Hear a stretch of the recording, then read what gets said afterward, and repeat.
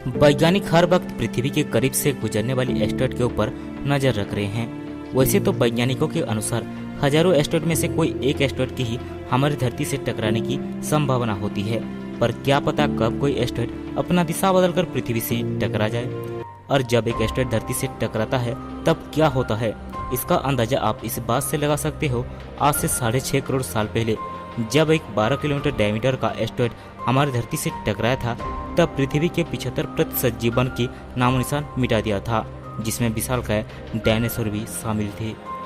अगर उस वक्त एक 12 किलोमीटर डायमीटर की एस्टेरॉयड के टकराने से इतनी बड़ी तबाही मची थी, तो क्या होगा अगर वैज्ञानिकों के द्वारा खोजा गया अभी तक का सबसे बड़ा एस्टेरॉयड यानी कि सेरेस पृथ्वी से टकरा जाए तो? इस सवाल का जवाब जानने से पहले चलिए सेरेस के बारे में थोड़ा सा जान लेते हैं। सेरेस को सबसे पहले 1 जनवरी 1801 में ग्यूसेप्पे पियाजी ने मंगल और जुपिटर के बीच मौजूद एस्टेरॉयड बेल्ट में डिटेक्ट किया था, जिसको पहले एक प्लैनेट के रूप में माना जा रहा था। पर बाद में उस एस्टेरॉयड बेल्ट पर और भी कई सारे ऑब्जेक्ट्स को डिटेक्ट किया गया, जिसके बाद सन 1850 में इसको एस्टेरॉयड का दर्जा दिया गया और सन 2006 में इसको एक ड्वार्फ प्लैनेट के रूप में घोषित कर दिया गया। और वैज्ञानिकों के अनुसार इस ड्वार्फ प्लैनेट का आकार 940 किलोमीटर डायमीटर है, जो कि पृथ्वी के चंद्रमा का 1/4 हिस्सा है। तो ये तो था सेरेस के बारे में कुछ इन्फॉर्मेशन। चलिए अब जानते हैं कि आखिर क्या होता अगर सेरेस यानी कि सबसे बड़ा एस्टेरॉयड पृथ्वी से टकरा जाए तो। अगर हम सीरीज को डायनासोर को खत्म करने वाली एस्टेरॉयड के साथ कंपेयर करें तो सेरेस उस एस्टेरॉयड से 80 गुना ज्यादा बड़ा है। और अगर एक 12 किलोमीटर डायमीटर का एस्टेरॉयड पृथ्वी से 75% प्रजाति को खत्म कर सकती है, तो सीरीज यानी कि एक 940 किलोमीटर डायमीटर का एस्टेरॉयड पृथ्वी से हर प्रकार के जीवन को खत्म कर सकता है। और इस ब्रह्मांड की सबसे बड़ी तबाही का मंजर कैसा होगा, चलिए उसको शुरुआत से जानते हैं।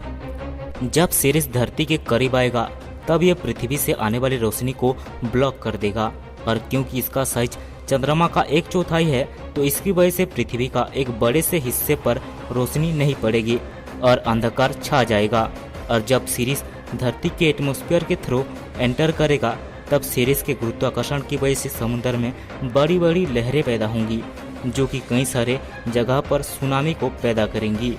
और जब सीरीज पृथ्वी के एटमॉस्फेयर में होकर गुजरेगा, तब सीरीज के कुछ हिस्से पृथ्वी के एटमॉस्फेयर में मौजूद छोटे छोटे कण से टकराकर नष्ट हो जाएंगे। और जब सीरीज फाइनली धरती से टकराएगा, तब पृथ्वी पर तबाही का मंजर शुरू हो जाएगा। सीरीज के टकराए हुए जगह पर एक बड़ा सा गड्ढा हो जाएगा, जिसके कारण मिट्टी, चट्टान और सीरीज के कुछ हिस्से भाप में बदलकर आसमान में बादल के रूप में चारों तरफ फैल जाएंगे। इतनी बड़ी एस्टेरॉयड की टकराने के कारण पृथ्वी के टेक्टोनिक प्लेट में एक बड़ा सा हलचल दिखाई देगा, जिसके कारण अलग अलग जगह पर भूकंप आएगा।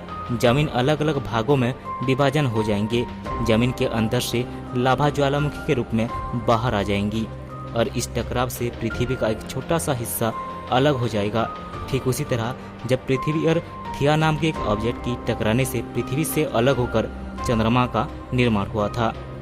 कुछ महीने बाद आसमान में बादल के रूप में मौजूद चट्टान और भी कई प्रकार के धातु तरल कर लिक्विड के रूप में बरसने लगेंगे, जिसमें ना दिखे जाने वाले माइक्रोब से लेकर दिखे जाने वाले बड़े से बड़ा जानवर का अंत हो जाएगा, और पृथ्वी से 100% प्रजाति का अंत हो जाएगा। पृथ्वी के चारों तरफ लावा से ढक जाएंगे। आप लोग शायद ये नज़ारा देखकर डर गए होंगे, पर मैं आप लोगों की जानकारी के लिए बता दूं कि डरने की कोई बात नहीं है, क्योंकि सीरीज मंगल और जुपिटर के बीच पृथ्वी से 45,13,93,075 किलोमीटर दूर है, जो कि पृथ्वी और सूरज की दूरी का लगभग 3 गुना ज्यादा है। यानी सीरीज का धरती से टकराने की फिलहाल तो कोई भी संभावना नहीं है। तो आज के लिए बस इतना ही दोस्तों। अगर आपको वीडियो पसंद आई है तो वीडियो को लाइक कर चैनल को सब्सक्राइब कर बेल आइकन को जरूर दबा देना, ताकि आने वाले वीडियो की नोटिफिकेशन आपको सबसे पहले मिले।